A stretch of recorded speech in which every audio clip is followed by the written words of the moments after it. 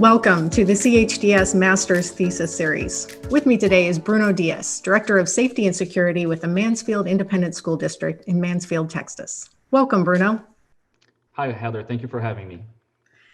So your thesis focused on school safety, and in your abstract, you specifically target legislators and school safety officials, but your audience for this is much broader. Who do you want to read this? Thank you very much. Yes, you're correct. Broadly speaking, some of the lessons that I found and some of the findings from the research can be applied to law enforcement. It can be applied to individuals working intelligence in fusion centers. More and more fusion centers are having a relationship in promoting school safety. And it can also be applied to, if this works right, to the entire community, because if people are exposed to concerning behaviors, the objective is to get people to speak up, not make assumptions, report what they see. And if we're successful in getting our communities to do that, we can build a relationship of trust that can be beneficial to the safety of the entire community. And so what specific problem are you trying to solve? Sure. One of the things that I did as part of my research was to look at, I chose 4 incidents of school violence. 3 of them were within the K through 12 public education system, and one of them was a higher education.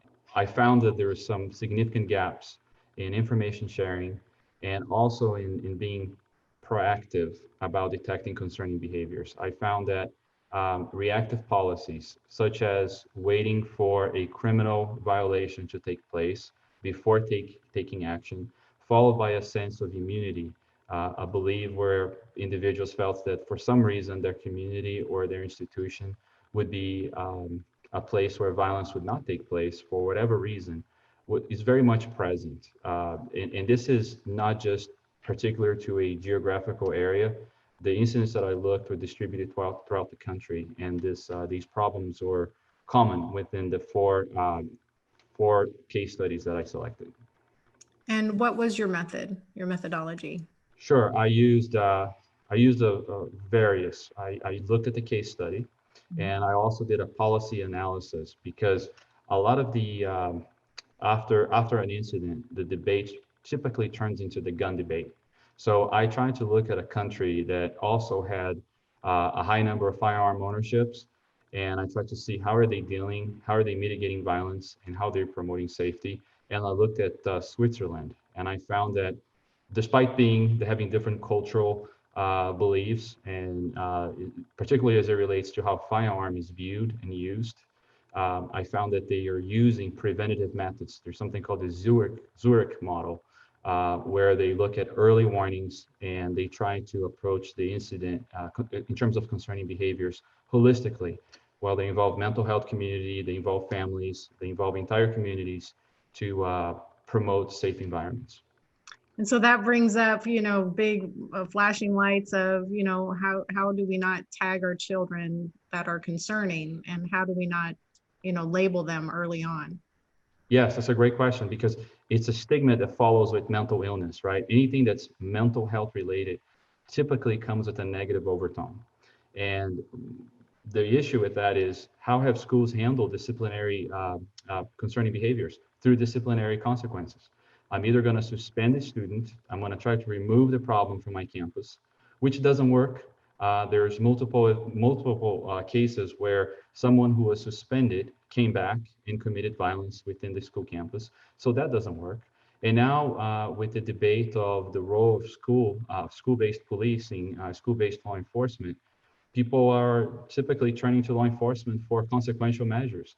Hey, this kid made a threat. Can you find the enough statutes? Can you find enough probable cause to arrest this kid so that the kid can be prosecuted? So it corrupts the relationship of law enforcement in terms of building relationship with kids, because typically they're getting involved after something bad happens as a consequential hammer rather than a helping hand.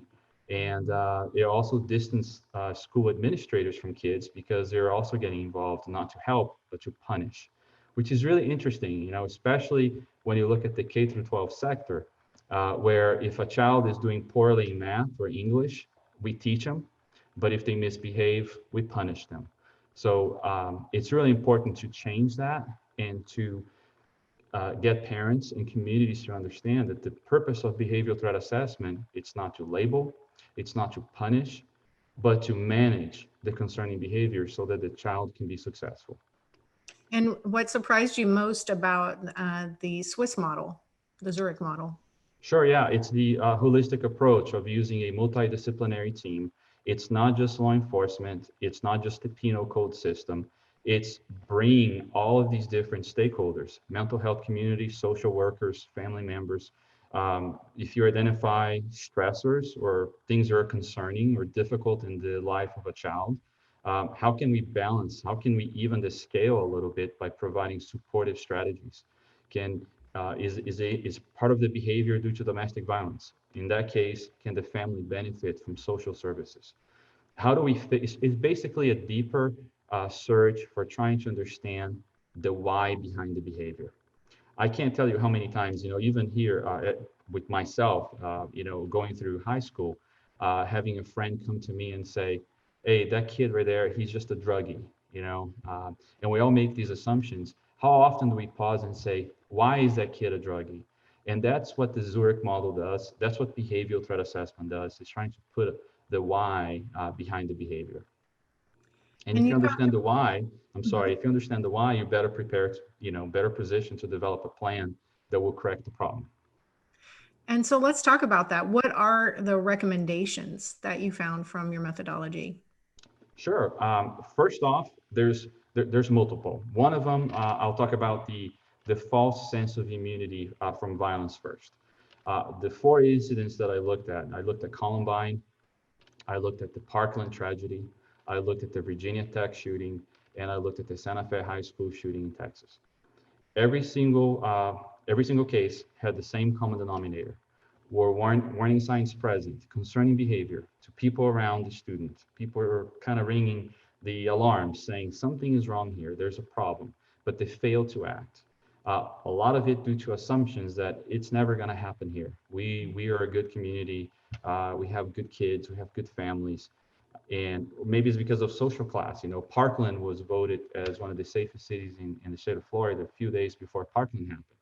So you have these false senses of immunity that it's not going to happen here. So the first thing is to break that and realize that violence can happen anywhere, and there's no blanketed immunity from violence. So that's very clear. Number one. Number two is communication silos, much like we saw on the 9/11 Commission report, where stakeholders are failing to communicate, they're failing to exchange information. And within the public sector, FERPA and HIPAA are often cited as impediments to communication, to open and free communication, which is very wrong. One of the things that I'm trying to do in Mansfield is to educate our staff within the scope of the exceptions of FERPA and HIPAA, because both FERPA and HIPAA have safety exceptions. And people who can do something to mitigate safety concerns are entitled to receive information about the student. So again, it's in writing, it's clear, but if you look at Virginia Tech, the shooter of Virginia Tech, the school was aware of concerning behaviors. The student was receiving mental health support, but there was a disconnect between the mental health community and the campus law enforcement. There was no exchange of information. So perhaps the mental issue was they were working on. I don't know how well they were doing at assessing and mitigating the behaviors, but there was a degree of support. Basically, the campus had identified that there was a problem, but the safety component was missed. The police was not involved, and that's what these threat assessment, the campus level threat assessment teams within a public school system can be beneficial. It follows the Zurich model. You have a multidisciplinary team, you have a campus administrator, you bring in law enforcement, you may have a behavioral therapist or a school counselor, someone that falls within the scope of the mental health community within the public school system. And then you have any other stakeholder who is capable of managing the behaviors. It could be maybe a coach, someone who's going to function as a mentor for the child. It could be the child's favorite teacher. That person can help. It can serve as a support strategy for the students. So that person would be able to sit in these meetings and receive information about the students. So having these, breaking down these false sense of immunity, promoting the collective power of existing staff so Mhm. that we can work collectively towards the same cause, informing every stakeholder and training people in an ongoing basis about the safety exceptions within FERP and HIPAA, and then executing a management plan were the main findings from my research. Excellent. Well, I think that's a huge undertaking. You know, schools are classically under-resourced, and the care that teachers take, it's sometimes very hard to do that one more thing. So, Correct. are there any words of wisdom that you have, or ways that people can, school districts can leverage this information more readily? Sure. One of the things that you said is so right. I've joined the public education safety sector in 2018. I did that. I was working for a Fortune 10 company managing corporate security for all of their facilities in the U.S. and Canada. Parkland happened, and it was deeply upsetting to me, which is why I left and I took a huge pay cut to go into the public system. Wow. And upon walking into the public system, I found plenty of opportunities. And I saw exactly what you just said. Our educators are extremely busy. They wear so many hats. They're trying to do so many things. And it was difficult for me to sell the idea of, hey, we have to do this behavioral threat assessment process, and we have to do it with fidelity. And to do it with fidelity, it's going to require a lot of time. These cases don't just go away. We have to gather lots of dots so that we can paint a picture, connect the dots, paint a picture, and find out if we have risk. And if there is a risk, what is the risk level, and how do we manage the risk? Mhm. And doing this collectively with several people, like you said, with busy schedules. How did I do it? Really explaining to them that without safety, nothing else matters. If we can't get our folks or our kids to go home at the end of the day safely, nothing else matters. So we have to be committed to this. And I believe physical security is really important. But the issue is, another finding from my research is that often physical security is viewed as a panacea for all problems. We're going to put cameras. We're going to institute a visitor management program. We're going to put access controls, and we are good to go. Mhm. And like I told you earlier, that doesn't always work. Campuses are very public, very porous buildings. And if you have a person with bad intentions wanting to come in, they will find their way in. So always highlighting the importance of safety and the preventative measures, and how the preventative side of things can work collectively with physical security, emergency management, and other measures. It kind of functions like an ecosystem where you have to apply balance with each initiative, and each initiative needs to be leveraged collectively. And getting our people to understand that one of the key strategies for safe and secure campus is building a collaborative safety and security culture where every single employee view themselves as a member of the safety team. I'll Mhm. give you an example. The custodial staff, the bus drivers, and the cafeteria staff, they had no safety and security training before. I gave them safety and security training. They became the number one source of information for me in terms of concerning behaviors. Why? Because kids felt comfortable talking in front of them. Why? Because for years they've been saying all kinds of inappropriate things and bad things, and nothing bad happened to them Right. because there was a disconnect. So again, it's the silos of communication, the silos of information sharing within one campus building are enormous. So we have to break down the silos. We have to promote communication. And the only way to do that, Heather, is to always instill training and showcase examples, talk about case studies, share a copy of your thesis from the Naval Postgraduate School, and always ring the bell, the safety and security, and get people to understand that safety can impact all of us, just like we can all impact safety. And you have the distinction of implementing your thesis research well before you graduated. So that's pretty impressive from us as a university. But tell us how you're implementing this research already. Sure, and that is a great thing, and also it was a very stressful thing, because as I'm writing about the inaction, as I'm writing about how reactive legislators and school administrators have been in promoting safety measures, which I make a case that most legislation, the school safety legislation, and most changes from a cultural change for safety came after tragedy. So I provided plenty of examples of that. And as I'm writing my thesis, I'm seeing opportunities within my own organization, and I'm going, do I have to wait until December before I do this? What if something happens between now and then? Um, I don't want to be a case study on somebody else's thesis. So I decided that, yes, I was very busy.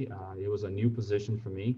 We've been very busy dealing with COVID, as many Homeland Security professionals have been.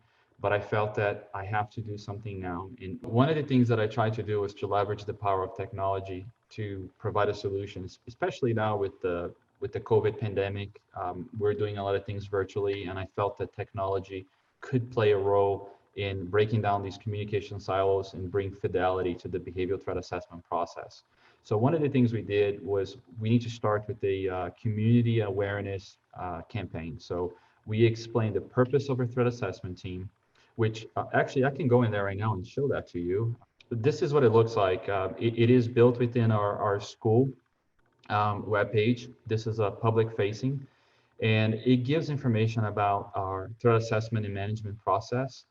It talks about our objectives and goals. We explain in detail why we're trying to do this. It's not to label or to stigmatize a child, but to keep these concerning behaviors from elevating to maybe a criminal violation or disciplinary action, which will be on the child's record, and we don't want that. So it's a preventative way to help the students. We give some information about identifying how can, as a community, parents, students, stakeholders, identify potential threatening behavior and risks. So there's different examples here, and if you click on it, for example, has there been a shift toward the threat of extreme aggression or violence?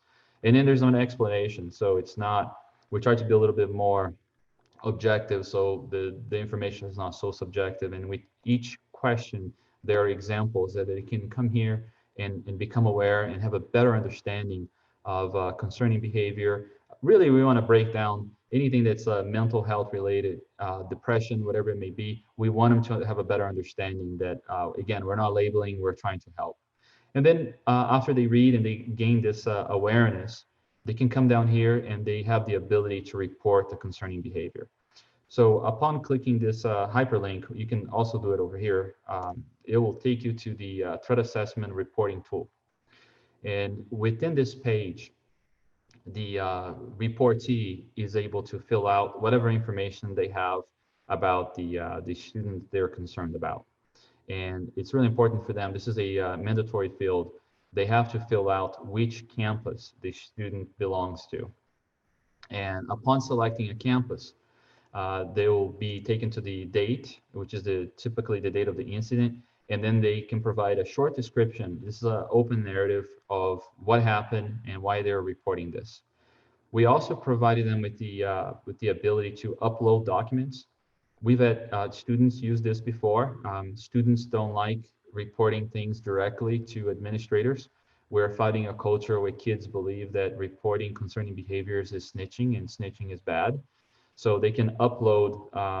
Often we see stuff from Instagram or Snapchat, and we recently investigated a school shooting threat that ended up not being a credible threat. The process promotes an assessment, and we're not looking to find that there is a threat. We're checking to see if a threat is present.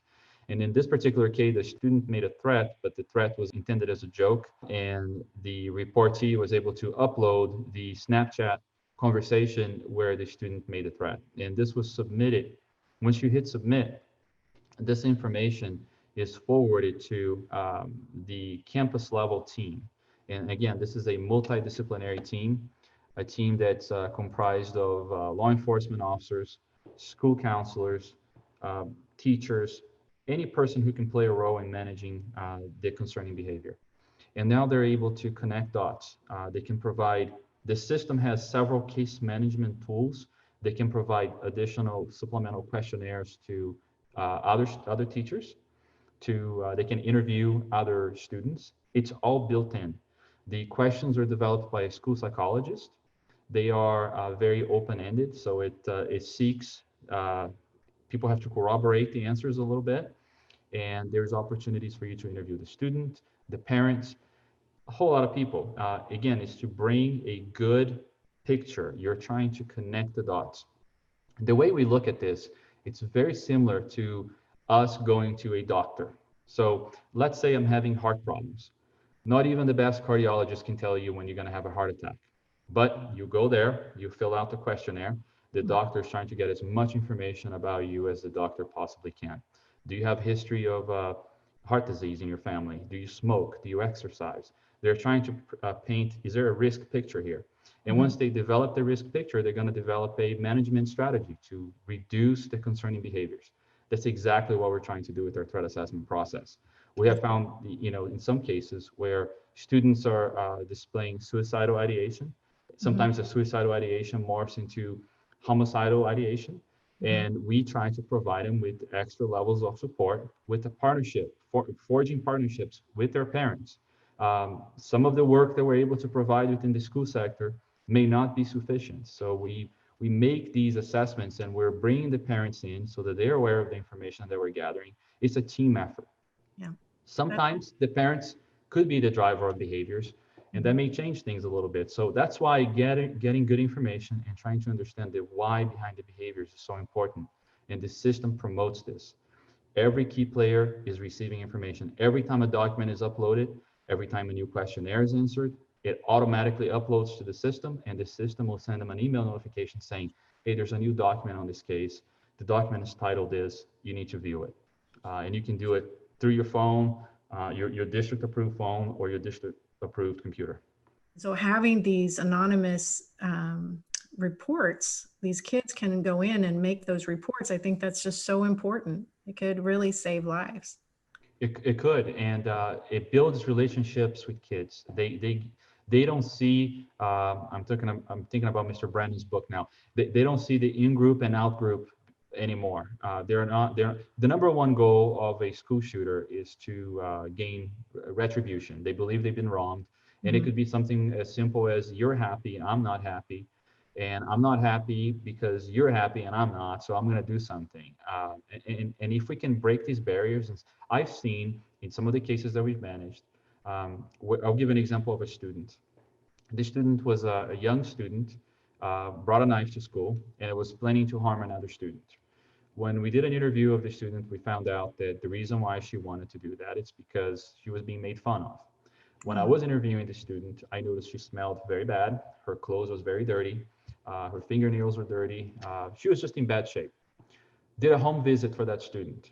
In today's America, that student lived on a 1950s trailer in a field here in Texas with no running water and no power. Dad had died. Mom had made major health issues, and it was just a very poor family.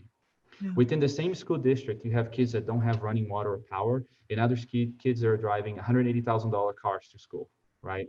Yeah. And she was being made fun of because of her social condition. Is that a school problem? Not necessarily. Did those stressors morph into the school environment? Yes, they did. So what can we do? We forged partnerships with church groups. CPS got involved, not from a child abuse perspective, but from a social financial aid, trying to get the family some better living conditions. And what I saw was a child who she was big into doing sketches. Her sketches were very violent. And after getting clean clothes, getting some support and changing her hardships, she's making drawings of clouds and unicorns and typical little girl stuff. It didn't involve any type of intensive mental health. She just had a really big social issue that was becoming traumatic because she's coming to school and she's detaching herself from her colleagues because they had things that she did not. And there was an effective running residence, as we all expect our children to have, but they often don't. Wow. Well, the research you've conducted is so important, and I can't wait to distribute that to all the stakeholders that you mentioned at the top of this interview. Is there anything else about the research that you want to convey to this audience? Yeah, I think law enforcement now we're facing strange times. As you know, I'm a retired police commander. And I've worked in Monterey County. Monterey County, home to a beautiful place, but a place that over the years had a significant gang problem, particularly as it relates to youth violence. Salinas and South Monterey County City struggle with that, and they've done a great job in recent years in reducing the level of violence. But I think about all the kids, that became perfect candidates for gangs and dropped out of the school system. It makes me wonder how many of them were faced with disciplinary consequences because of the misbehavior. How many of them were suspended or faced a criminal issue because of the issues that they were facing. And if we can fix that early on, I would say that law enforcement should really look at this preventative side. We're so used to waiting for something bad to happen. I look at threat assessment as you have flash and then you have bang. Threat assessment is right after flash and it's before bang. And I think if law enforcement could leverage the role that they can play in building relationship with kids and promoting positive school climates and being viewed as a helping hand, as a model, rather than a consequential hammer, it will help solidify the role of law enforcement in school-based law enforcement. That's tremendous. And if we could just adopt that culture across this country, how different things will be. I think so.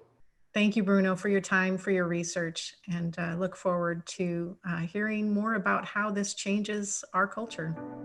Thanks for all the knowledge.